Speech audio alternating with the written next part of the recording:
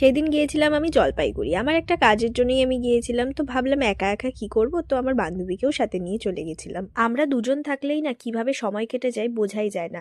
প্রায় 1.5 ঘন্টার মতন লাগে আমাদের এখান থেকে জলপাইগুড়ি, কিন্তু গল্প করতে করতে মনে হচ্ছে কি এই কিছুক্ষণ আগেই বাসে উঠেছিলাম। তো আমার যেটা কাজ ছিল সেটার জন্য আমি গেছি 2-3 ঘন্টার মতন কাজ টাজ করে, তারপরে আমাদের খুব খিদে পেয়ে গেছিলো। তাই ভাবলাম আমরা জায়গাতে যাই। জায়গার বিরিয়ানি আমার আগের থেকেই বেশ পছন্দের। তারপর সেখানে খেয়ে ঠেয়ে আমরা জুডিওতে গেছিলাম। কিছু কেনাকাটাই করার ছিল আমাদের দুজনের।